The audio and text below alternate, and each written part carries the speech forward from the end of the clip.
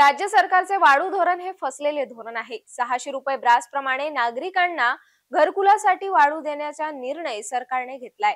मात्र अशा पद्धतीची वाळू कोणालाही मिळत नाही।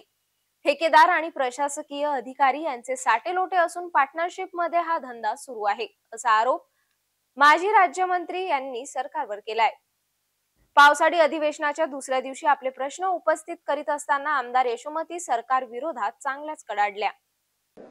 क्वेश्चन आन्सर्सच्या या वेळेमध्ये असं लक्षात आलेलं आहे की सन्माननीय मंत्री महोदयांनी पण हे कबूल केलेलं आहे की हे वाळू धोरण फसलेलं आहे म्हणून। अध्यक्ष महोदय, एवढा हायदोस या ठिकाणी झालेला आहे। आपण 600 रुपयांनी घरकुलाला आपण वाळू देत होतो, तर मूळ मागच्या काळामध्ये ते तसं होतं। अध्यक्ष महोदय, आता काय होतं अध्यक्ष महोदय की 600 रुपये ब्रास प्रमाणे रेती आपण डीव केली होती, पण परंतु लिलावधारकाने घाट घेतला, त्या रेतीमुळे नदी ते डेपो ही किंमत जाते 2600 रुपये अध्यक्ष महोदय। आणि त्यात वाळूचा खर्च वेगळा आपण जर काढला तर 6000 चा वर खर्च त्या ठिकाणी घरकुलामध्ये 6000 च्या वर ब्रास तेवढा खर्च होतो। अध्यक्ष महोदय, या धोरणाला आपण फसवं म्हणणार की नाही म्हणणार? दुसरी गोष्ट अध्यक्ष महोदय, मंत्री महोदय 2 मिनिट मंत्री महोदय आपण ऐकून घ्या साहेब। कोविडचा काळ गेला, त्याच्यानंतर खूप युवक वाळूच्या ट्रक घेतले आणि वाळूच्या कामाला त्या ठिकाणी लागले, पण जिथे घाट देण्यात आलेले आहेत त्या ठिकाणी जे रेव्हेन्यूचे अधिकारी आहेत त्यांची अवैधरित्या पार्टनरशिप आहे मोठ्या प्रमाणामध्ये।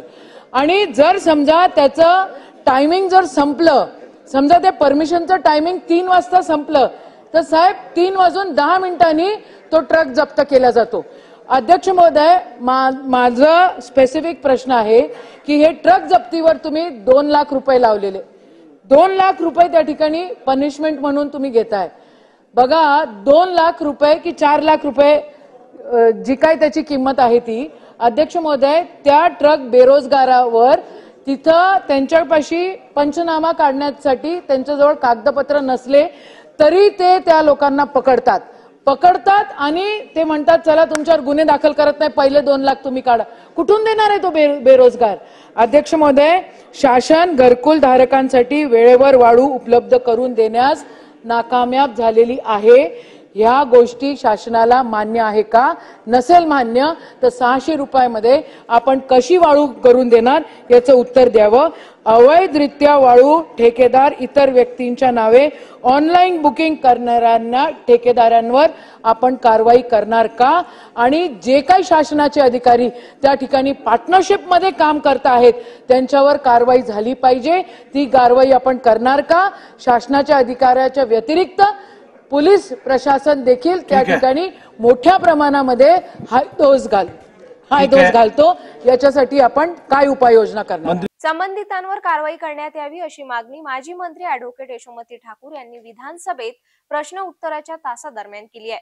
या संदर्भात राज्य सरकार सुद्धा सहमत असून संबंधितांवर काय कारवाई करावी यांच्या सूचना सर्व सभागृहांनी द्याव्यात। वाळू धोरण खुले करावे का यासाठी ही सूचना द्याव्यात असे उद्गार यावेळी महसूल मंत्री राधाकृष्ण विखे पाटील यांनी काढले आहेत।